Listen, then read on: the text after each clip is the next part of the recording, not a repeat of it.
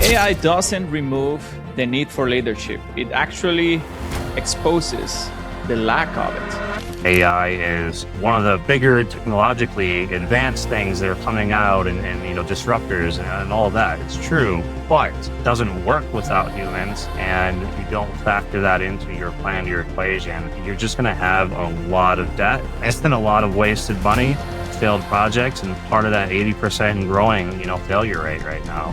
When leadership is not clear about the direction of the company, the culture, the people feels it. Everyone sees it. And then AI doesn't become something that they want to adopt. It becomes something people fear adopting. Now, you should also be transparent. If you're going to do something bad, like you are going to eliminate roles and positions, the employees are smart enough to sense that out. And it doesn't matter what you do or say. And it's not going to land. I'm a firm believer that AI should expand our human capability, not really shrink our human value. AI doesn't remove the need for leadership. It actually exposes the lack of it. Welcome to the Human Protocol, the podcast about staying human while building the future. I am your host, Mykel Salomon. Today's conversation is about leadership because in the AI era, everyone is talking about tools, prompts, agents, automation, and efficiency. But the deeper question is this one: who is preparing the people? AI is moving fast, organizations are under pressure, teams are uncertain, leaders are being asked to guide people through transformation. Many of them are still trying to understand themselves. My guest today is Ryan. So Ryan, welcome to the Human Protocol. Thanks for having me, Mykel. It's great to be here, and I'm looking forward to it. It's a pleasure. Looking forward to this conversation. I know that you're excited about this topic that is leadership and AI. So we're going to be having a very interesting conversation on a topic that are very timely, especially for the times we're living. And before we get down to business, Ryan, I would like to, maybe you can give an introduction to our audience, who Ryan is, and I will let you go as personal as you want to go. Sure. Yeah. I'm a 20-year veteran in the IT space.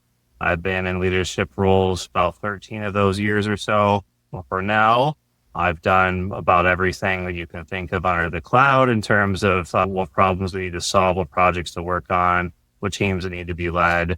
I consider myself the extroverted IT leader. I'm very different when it comes to IT leadership and what you see in the IT space. I'm a big in mentorship and leadership, as you kind of mentioned there.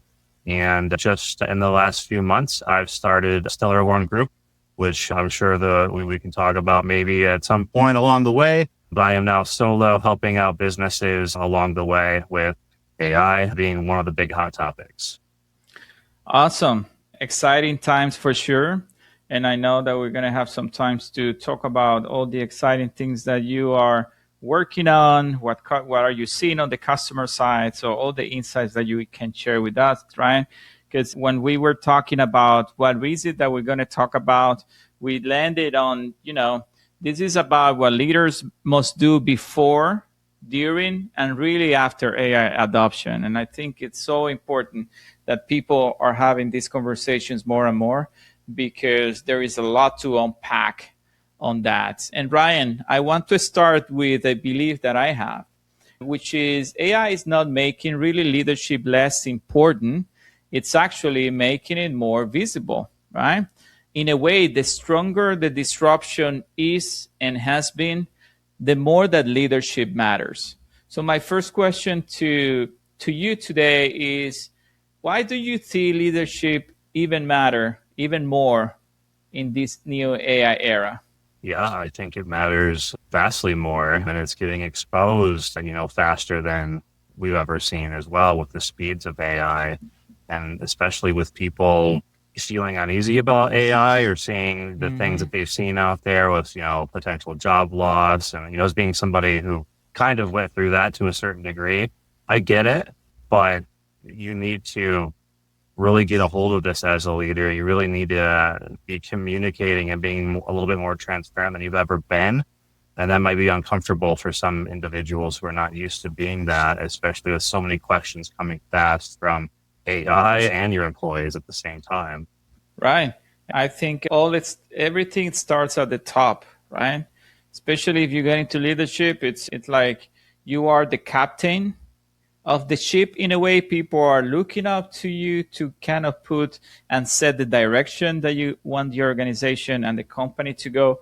So it is really more important than ever that leaders understand the heavy weight which it is understanding everything that is going around with AI and what is the impact that may have in their people, in our people.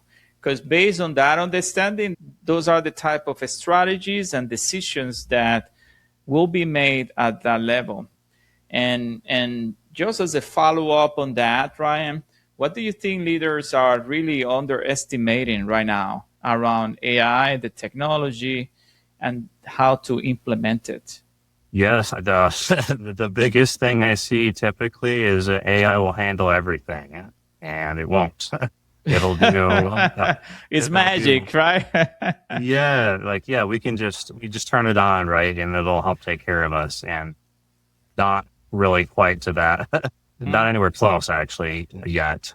So, I mean, that first and foremost, and then, this belief maybe that they'll get such great cost savings that they don't need as many employees. And I mean, that's a fine line because, some roles that absolutely probably should be automated, right? A human pushing the same button over and over and over again, or look at the same data sets. It's like we could probably find better, areas for those humans to bring more value than to do that. So let AI do that. But it's not to the point where it can fully automate entire teams. It's not to the point where you can get rid of entire departments. And companies are trying to do that, and the results are not positive, for that kind of thing. So those are the biggest things when I walk into a room, and then companies usually don't know how to even launch it in their own environment.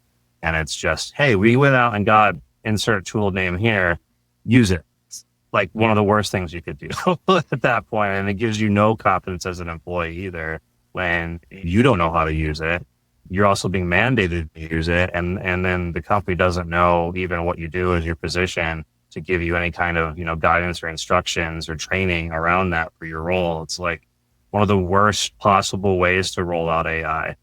It's like a waste of time, energy, and resources because its strategy should come out of a clear understanding of what you want to achieve. And back to your point, decisions are being made, just roll it out for the sake of roll it out. And then many companies or the projects are failing, or really the ROI is not getting there because they started the projects in a way that they didn't even know what they were trying to achieve, right? And the strategy, if there is no strategy, projects will fail because lack of a strategy. You need to understand what is it that you want to achieve and what it takes to get there.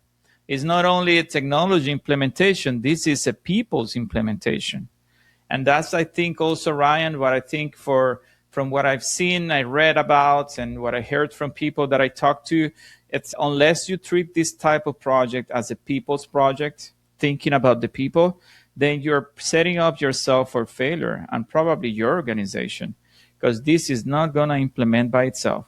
It's people working with AI and the project. I don't disagree with that at all. Almost every single one of those big named articles that we all see that, doomsday, bad things happen, you can kind of trace it back to what happened from a human element. It wasn't really the AI, it was the human that did or didn't, or wasn't watching it or didn't govern it, whatever that led to those disaster situations. So if you come at it from a human angle, you treat it like a typical project where you're assigning somebody responsibility. You set up an actual, governance committee that you guys can all get a handle on. You can all, have a bit of an opinion on. You can have a gateway for your employees to speak to, bring you those situations, bring you those ideas, and then funnel that out through a security model to make sure it's secure. And then, funnel that out through a governance model to make sure it's governed. And then funnel that out through a and then do the training that's going to work for your company, for your employees and the way that they like adoption, you're going to have Mm-hmm. much better success than, yeah, like what we're talking about, what companies aren't doing. Yeah, absolutely. And it's like any other project. There's so many aspects of implementing a piece of technology like this one that we all need to have in take into consideration, really. And it shows, Ryan, right? When leadership is not clear about the direction of the company, the culture, the people feels it. Everyone sees it. And then AI doesn't become something that they want to adopt. It's become something people fear adopting. And this is also part of the conversation that I think clarity at the leadership level, it helps everything else. But when there is no clarity at that level, then the AI adoption becomes more like a fear, which it should not be the case. It's all part of how you handle the strategy and the communication, and you make your people embrace this as well. It's so interesting the amount of times I've come into a situation and everything would either be well thought out, maybe it wasn't, the things like you were just describing are great examples where I would come in and go, well, but what about the human part? How about, and it would be like, well, yeah, maybe. And then every time we would get, the human on board, the employee on board, customer on board, whatever it was, it went a lot smoother. It would be adopted easier. You took a lot of those fears and calmed them, or able to answer and only have it be 10% fear because we didn't let it get to 80. We calmed it down. And it all does boil back to humanality at the end of the day. We have matured so much, Ryan, on the project side of things, on managing projects, on learning from our mistakes, right? There's so much history. IT organizations, they are so much better at leveraging technology to fulfill business needs. The business is so much better at putting requirements in front of IT. Project teams are so much better at managing projects in a way. But I still feel, especially in this era with AI, that leaders, some organizations are really treating this like an app that you download and install. You're talking right now, and this came to mind right now because this is not it. It's not an app that you go to the app store, you download it, and you install it. Voila, this is done. It is not. It's an implementation that requires, and I hope people are treating this as implementation that want to achieve real transformation, right? In organizations. And I think in some cases, what you heard from people and companies doing this, what we see in the news, right? Sometimes articles talking about AI, why it fails and why it's not, is like for some organizations and leaders, they're still treating this as just install it and keep moving. Yeah. I mean, almost all the cases that are starting out bad or heading down bad paths or they already did the damage was exactly like that. Like set it and forget it. Hey, we got you guys Claude, or we turned on Copilot or whatever it was. Yeah, we got you AI, why aren't you using it? And it's like trying to get places that I speak with at that point. It's like, I don't mean to offend you, but it's one of the worst decisions that you can do is just turn it on and like, why aren't we seeing the results? Without any preparation, right? Any guidance, anything, just, install it and use it. That's not a strategy. That's really not a strategy.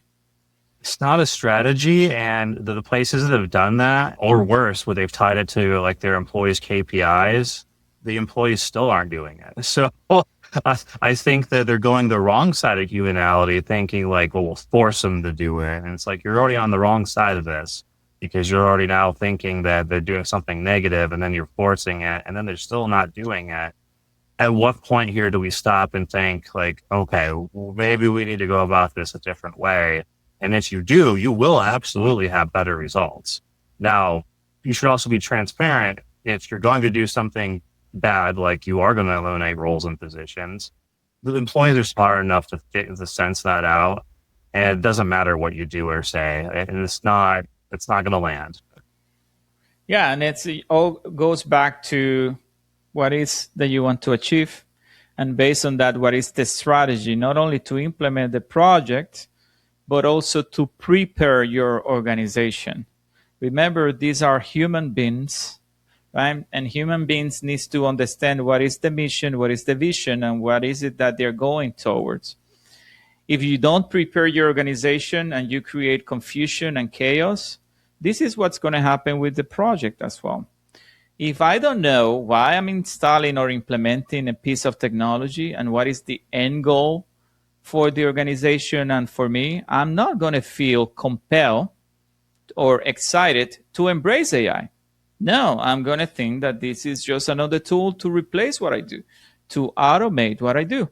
So all goes back to how leaders are approaching this in a way that they communicate clearly what are the goals, what are the expectations, and what is the strategy, and why they're doing and what they're doing, why they are implementing AI, and the benefits that comes along, and having all the hard conversations, Ryan, that we need to have, because things are going to change anyways.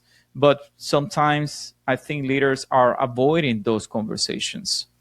Yeah, I mean, change is inevitable. At the same time, what's the one thing that humans don't like?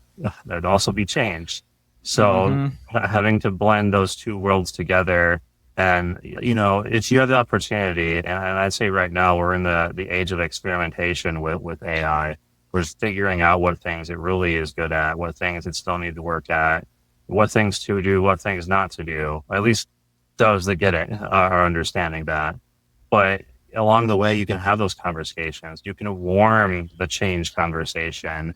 And people can see the same things that we can all see. You can't go anywhere without an AI something smacking you at this point. So they understand that this is here. It's here to stay. It's expanding, right? All the data centers that are getting built are that big conversation in a lot of different, states right now, especially in America.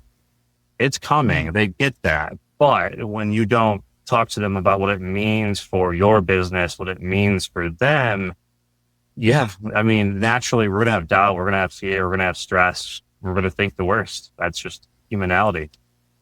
It's just the way, we are coded in a way as human beings, right? But we know that this is not new, right? If it was something new that I would say, oh, we are reacting this way and we didn't know that human beings were going to react this way. So that's fine. You have a surprise.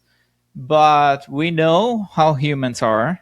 And still, we're not doing the minimum, the due diligence needed to try to, circumvent in a way or try to appease that part, which is something natural for us, which is, not wanting to change, not embracing changes by nature. That's my problem with all this. Yeah, and I think from the top down point of view, they have to remember that they're not just a number on a sheet. And in a lot of ways, decisions get made that way of just looking purely at numbers. You do have to look at this as you don't have to know the exact names and faces, but you do have to understand that there is a human change. And AI is one of the bigger technologically advanced things that are coming out and disruptors and all of that. It's true, but it doesn't work without humans. And if you don't factor that into your plan, your equation, you're just going to have a lot of debt and a lot of wasted money, failed projects, and part of that 80% growing, failure rate right now. And that's a big failure rate, isn't it?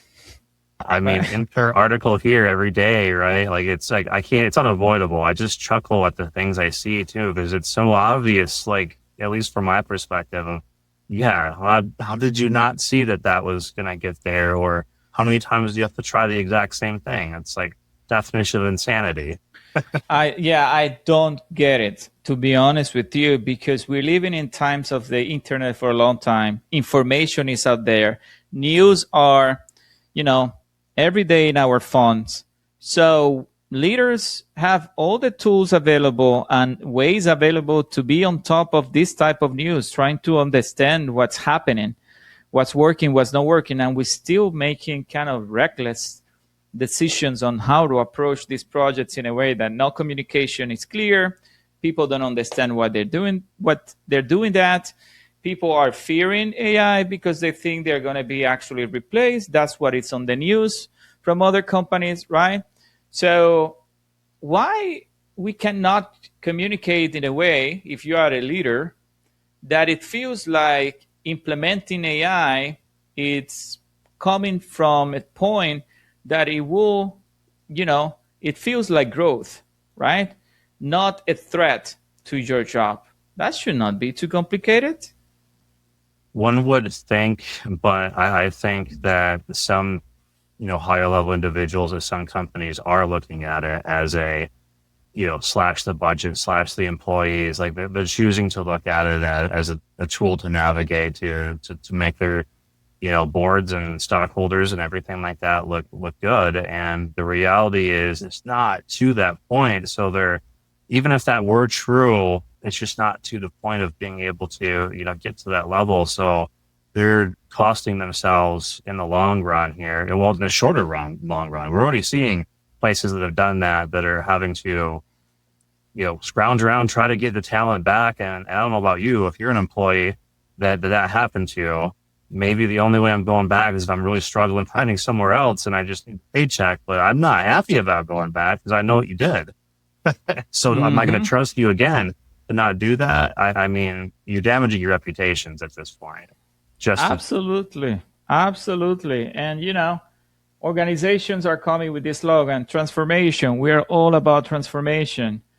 But what is it transformation for you? Tell me, it's transformation for you kind of implementing AI or installing and go live with it and forget about the rest? I think transformation really happened when people actually change behavior, embrace the mission, and understand where they are going towards, even if that will require and will probably require changes on the job that they have done forever. That's how I see transformation. But for some organizations and leader, transformation is just go with AI, whatever it takes. I don't know where we're going, but go with it. Yeah, I think that what's happening is we're getting a lot of these high level, individuals and companies who don't quite know AI. They're not technical.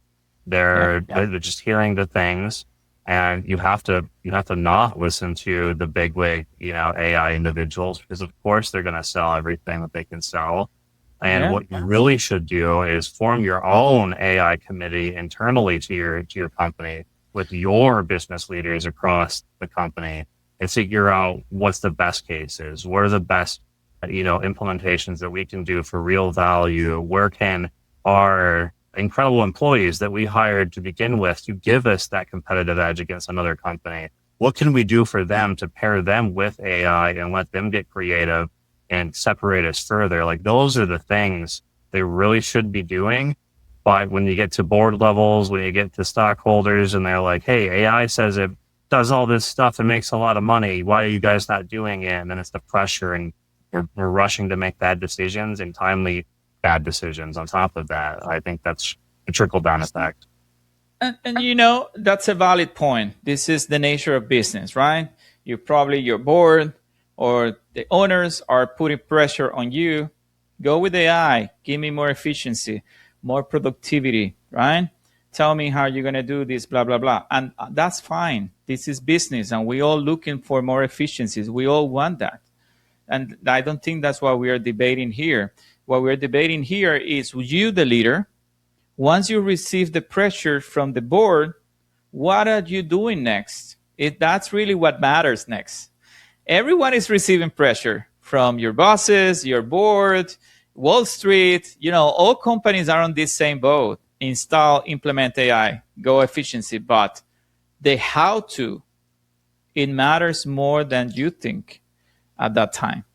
Yeah. And I mean, if you think about it, if you're in that position and you are seeing, what's happening in the tech market and it's a challenging time, it's a tough thing to stand up there and go, hey, I know this isn't going to work. Or, if you have the data, you don't want to be the next person on the unemployment line trying to fight amongst, hundreds of thousands of individuals trying to get a job.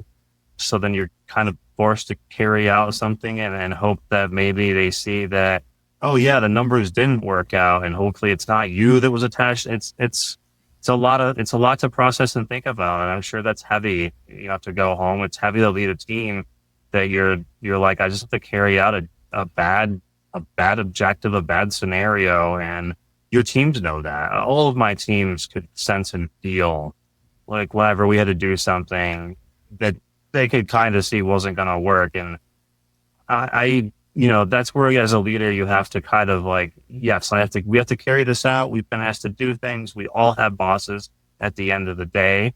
If we can come up with another scenario as we're doing this that might help later, maybe we pitch that.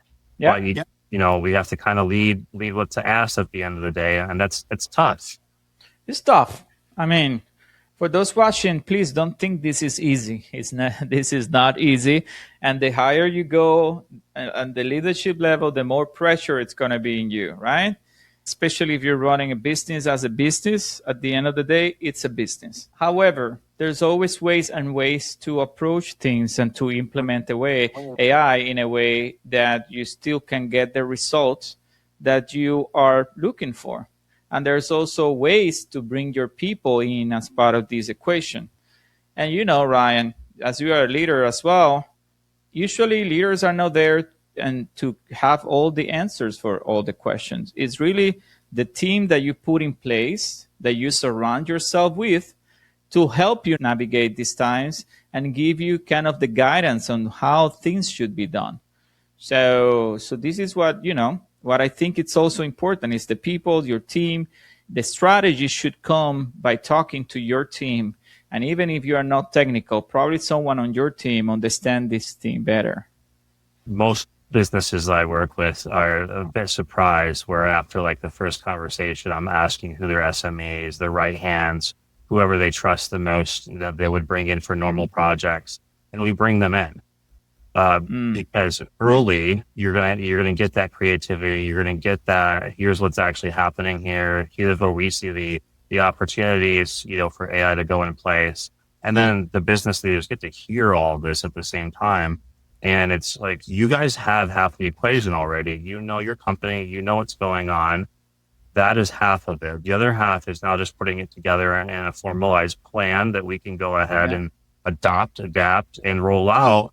And that's what I'm really here for. But I'm here to also show you the employees that you hired for a reason. We need to bring them in. And then the rest of the employees will trust that even further to know that those individuals were a part of this plan. And they can go to them also to speak, about any questions and things that they have along the way. Yeah, absolutely. I'm a firm believer that AI, should expand our human capability, not really shrink our human value, right? And I think we continue this conversation because you and I, we really believe that there are better ways to do things, especially in times of AI.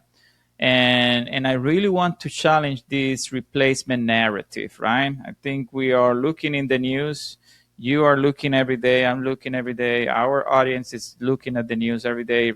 Companies replacing people because they're not saying because of AI, but a lot of it is coming because of automation, etc. But it's really how you frame it, right? If you frame it that AI is coming as a way to remove people, then you're going to create fear in your organization. If you frame it as a way to expand people's own capabilities, then you will probably have better adoption, right? And participation from your organization.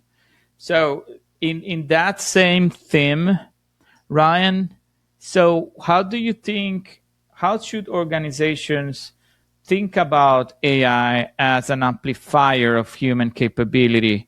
How that should be communicated from your point of view? Yeah, I go back to, the right hands, the really, people that those companies had to have, right? You went out to grab those individuals for reasons and, it's competitive advantage, really. You saw something in them that you saw, that would give us, a leg up on our competition. Now, if you take that same individual, don't forget about them. Remember the Bob, Sally's, Jim's, Mary's, all of these people that you're bringing in and give them this tool and let them be creative with it. Talk about a huge competitive advantage because now, like, we're all talking about AI and the things we can do with it. And yeah, you're right. Like, I love it for a lot of things. I experiment with it. I have a bunch of projects I'm doing with it on my own. Now, imagine that kind of experimentation with the individuals that you have at your company on your products or whatever, processes and procedures, and you're coming out with better or at least more creative ideas at the end of the day. And that's probably going to lead you to even further competitive advantages or more efficiency or your return on value. So that's typically where I go with like, you have the answer in house already, but you got to just, get them involved, get it over here and don't look behind door number 2. Door number 1 is what you want to look at. Yeah, totally. And it's not that complicated. It's like we also human beings, we love to be in service. We love to help others. We like that feeling that we feel when we found out something, when we discover something, when we'll help achieve something. And the way I see working with AI, it's every day your brain is working. Your brain is working because AI give you hints and ideas, and you keep creating, you keep finding ways to better work and find whatever you want to find. And that activity, that brain activity is there. It doesn't stop. At least on my side, I use AI as my co-pilot to help me get to a point and give me ideas on how to, but I'm the one driving that conversation. It's not Copilot driving it. And I'm sure the same thing happened with you. You are the one driving it where you want to land. Right, Ryan? Yeah, absolutely. The people that are the most creative are the ones that are getting the best results because they're able to, challenge, funnel, get AI to work in that kind of way. Like if you just ask it a generic question, you get a generic response. Like it's not like anything in life. Your personal relationship, it's what you give, it's what you get.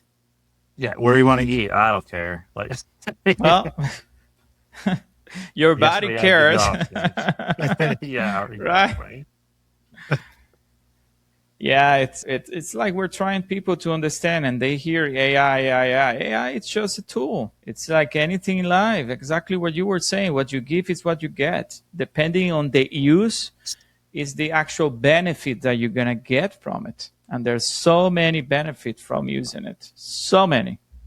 So I think the conversation and the angles should be around how to bring people together so they embrace change in a way that they feel like this change is not imposed. And this change is for them to get better, to expand their capability, hopefully to discover new things that they may like by working with AI. Who knows? Sometimes you are not doing something, and because you didn't do it, you didn't discover that you like that part of it. Yeah, I mean, I can tell you all kinds of different things right now that I'm so excited about the use of AI. It allows somebody who wants to be creative, but maybe didn't have the way to have that outlet. Or I use the term, I could never draw, but now I feel like I can draw because I can make some of my creations come to life a little bit easier. It's great with that. But like you said, it's my mind that's creating it. AI is helping me create it, but AI wouldn't have made that if I just said, hey, make me a picture. It wouldn't have been the picture that I have in my mind. So it's a pretty good use case that businesses need to remember that you have the talent. You want them to be able to, make the pictures happen for your business. At the end of the day, it's, back to what we are talking today, is depends on the use that you give anything. And AI is not different on that. Now, Ryan, there's another topic that I want to go over with you, which is how we can bridge the gap into what I think is this leadership gap that exists today, right? Especially in these rapid transitions that we are seeing with AI, right? AI is very fast. Everything about AI today, it's really fast. And I think when I look at things, sometimes where I see the gap is not only on people being smart enough to keep up with it, but most on people adapting to it, to the change, right? The communication, their ability to create something and meaning for people on when things are changing. From your experience and what you're seeing on the ground, Is there anything that you can share with us about that leadership gap? How do you see it? What have you seen? Oh boy. Yeah, I've been pretty vocal about this in the past, few weeks to a month or so, to the point where I've actually built a bad leadership calculator on my website to show businesses what the monetary damage from bad leadership looks like. And I think it's tough because on one hand, it's going to expose everything super fast, Mm-hmm. more quickly. So then, like, you're going to see a big spotlight on a bad leader.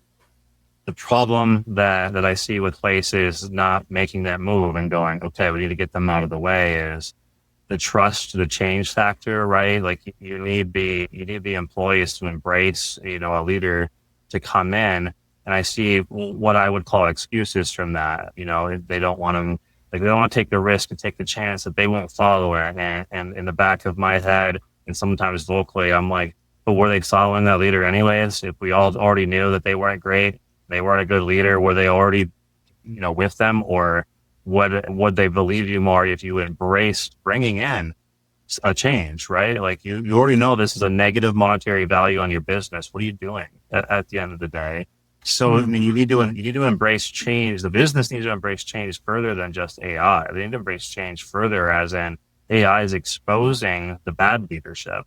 So why are you holding on to bad leadership when I can give you a number that I can pull wherever at this point of how many hundreds of thousands of IT individuals are looking for work right now? Take your pick, but then bring in, somebody for change. And then maybe with that change, you get your human side of that to go along with your AI adoption side of that. And then you come out better out of this. So if, as much as AI is fast, businesses aren't. I would like to get a hold of that calculator. If you can share the link with me and make sure that we share that with everyone. I'm interested to see what I get there myself.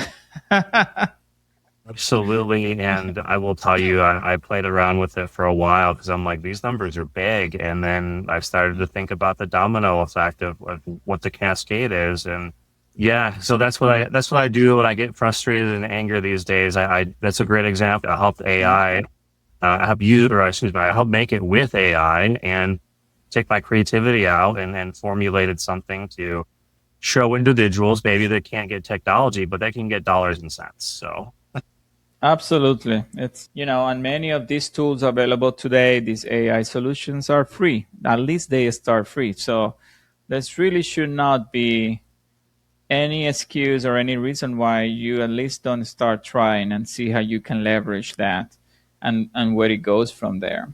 So yeah, I mean, take an idea and give it a shot at the end of the day. Worst case, what you lose is time. But I'm yeah, willing to bet you come out of it learning something.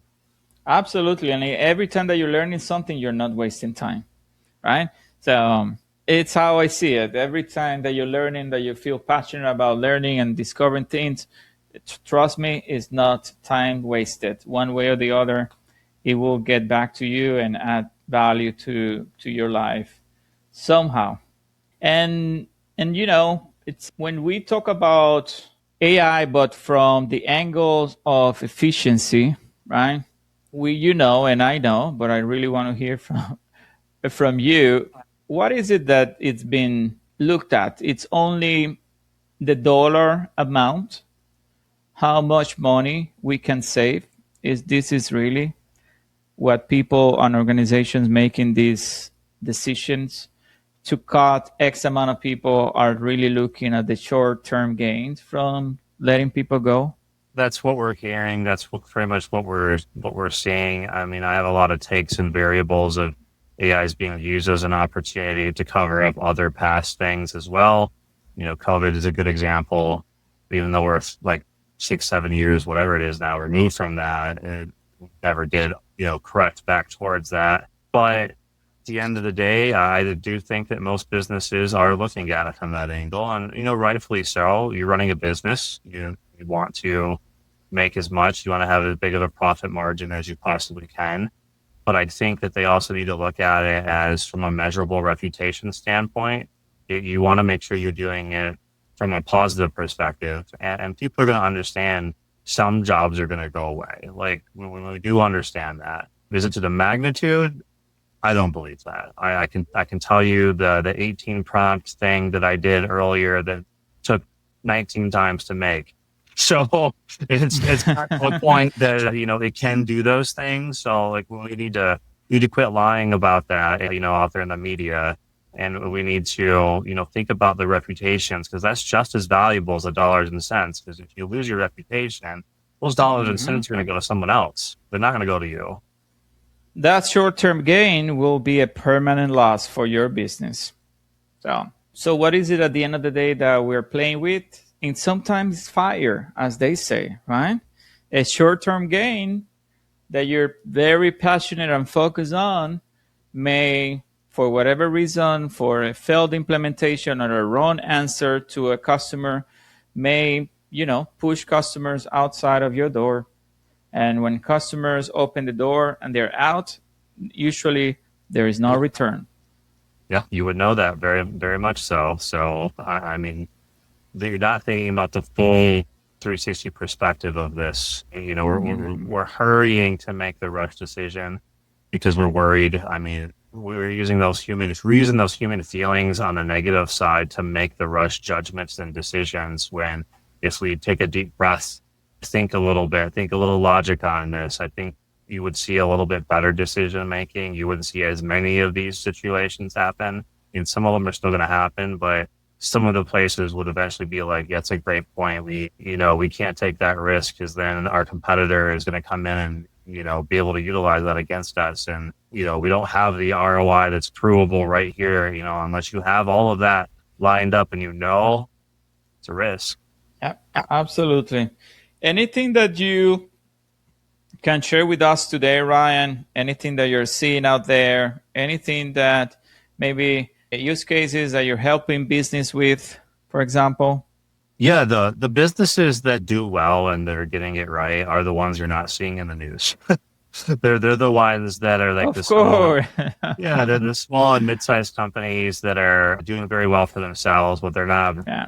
making millions and billions of dollars of changes, and you're not seeing those kinds of things. But they're the businesses that I kind of go back to when we strategize here. They're the ones that have identified the quick wins. Like, what's the data sets, or what's the very manual task that we can go ahead and make automated, assign somebody then maybe a responsibility to oversee the process, but maybe we don't need an entire team to do that. So right there, you get some immediate cost savings and better proficiency at that point. And then we're sitting down and making that plan for the longer term. Where is it that you want to get to from your business? What are the things that we want to look at? Maybe AI isn't capable of doing this today, but let's put it over here and check this here every quarter or whatever it might be and see how far it's advanced. Maybe we try it out in a later date. And then those are the companies that understand eventually what a governance committee is. And a lot of companies do get governance committees, but the whole fastness of AI and the whole, understanding of it confuses companies. And I just like to remind them that you guys are the business leaders of the organization. At the end of the day, you bring the smart leaders together and you use AI for what you guys see fit to use AI for, and enable that conversation with the employees. Allow them a space to be able to bring the ideas. And the more that you do that, and the more that you act on those ideas, there's more return on your value right there. Plus, now your employee is bought in because they see that you're going to act on it, and maybe you institute some kind of reward system or whatever you want to do. But give your employees a safe space. Plus, the business leaders get a way to actually wrap their hands around how they want to go ahead and attack this, which then takes you to the security portion, so that like legalities and all of that are covered. We try to make sure, that we're not doing anything horrific. We're not exposing our company data. We're not giving our competitors our trade secrets, all of those good pieces. And then, you go right into your training. The companies that understand that dropping a PowerPoint or just turning on AI, that's not good enough. The companies that actually sit down with me, we typically figure out all of this as an individualized plan for them. Like all of this in concept is, the plan that we typically do, but it's all individualized for them. How are your employees accepting of adoption? What do they like to get? Do they like to get visual trainers? They get talked to? Do they need a comedian to come in and joke with them? Whatever it means to retain the knowledge, and then also understand that you as business leaders get it. You understand them. You're trying to give them space to communicate along the way. And then, the crazy thing about all of this, assign somebody to each of these as a responsible party. So that way, and post that somewhere where everybody can get that. So if they still don't get it or they want to ask a question in private, they can go, "Hey, Joe, I see you're over top of, AI adoption over here. What does this mean? Blah, blah, blah." And then now they can get that exchange as well. And that seems like, well, that's like the opposite of AI, right? Like, because I'm talking about a lot of things that take time, and I am, but those things are going to bring better returns of value because you're going to do it more correctly out of the gate. You're not going to pump bad data in because that's a part of the whole structure. Part of the AI adoption is making sure that you're ready. Is your data clean? 9 times out of 10, that answer is no. So It's never clean. it's never With data, clean. it's never clean. Yeah. As long as the word transformation been around for, as long as that's been around for, and probably before that, the data hasn't been clean. But Yeah. we take a look at that, right? We make sure that those pieces are in good order. You know what to expect when you're putting the data in, because you're not going to get any kind of return if it's not good. You're going to get bad stuff right back. So Garbage in, garbage out, right? garbage, landfill, yeah. So I mean, you do all of these things along with the process, and I have nothing but great results doing that. I mean, at worst case, we're at results where we're waiting for results. I mean, nothing has horrifically. My name has not been in an article in the news for any of those bad situations. So put it that way. So all of those companies aren't doing these things. So that's one thing that companies should absolutely take out of this, is take a step back. Crawl, walk, run. Don't start out running. Like, you got to do those other steps. And then Don't when you get skip to it. running, Don't skip it. yeah, you'll be amazing at that point. You'll be so far ahead of your competitors. It'll be like a slingshot effect. Even if they put AI in, I don't worry about what they're doing. I don't know how they did it. I don't know what they're doing over there, but I trust that we're going to do what's right for you over here. That's the important thing. And are you finding that the majority of the companies that you work with are kind of accepting the changes in processes, or, the type of steps that they need to happen? Are they kind of accepting that, or they're pushing back in some areas? What are you seeing in the ground? It almost always starts as, not 100% accepting because it is a change, right? But along with the process, they understand it. I do a lot of translations, right? I use like the mud convo. Like when we're talking about data, I'm like, you would drink a glass of mud, right? They're like, Right. well, of course not. So if you put mud into your dishwasher, for example, how long and how many cycles does it take for that to turn back to clear again? They're like, oh, that makes a lot of sense. So I try to do a lot of translations and go through some real world analogies with them, so that it's not a personal opinion. At the end of the day, I'm trying to help you, but I'm trying to make sure you understand what it is that you're over here on versus what I'm trying to get you to see. And eventually, pretty successful with getting, companies, organizations, individuals on board, especially when you start getting the majority on board. People start to go, okay, maybe I just need to, further pay attention, and maybe I need to change.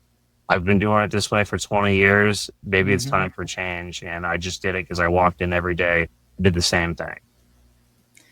Yeah, change is not easy. And for a lot of people doing the same task or the same job for decades, it's even harder, much harder for them. And I understand that. I understand that for a lot of people, companies, organizations, regular human beings like you and I, this is a disruptive period. AI is asking you to change how you do things. Your job may change. Processes need to adjust. But there is still a way on doing things that will get you the results that you want, and others that if you don't adapt, then you're probably going to fail. It's just a matter of, I don't think there is an option really that other than adapting and understanding how you can continue to be valuable by working on leveraging AI. So really.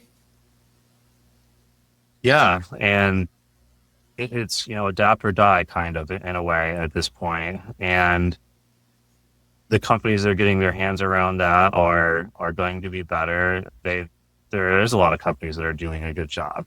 They're just not seeing a lot of info on it because the hotter, the spicier, marketing thing is the bad, that's out there. But there is some good. There's a companies that always did digital transformation or whatever you want to call it, certain transformation name here, that did it well. There's companies that are doing AI well. There's always an article that I'll dig up among the trenches of like, oh, that's a super cool way of going about it, right? The experimentation is rampant. It's amazing. And those are the companies, the same ones that where I go, hey, I don't want the credit. I just want you guys to see, your business better than me coming in. You guys work here every day.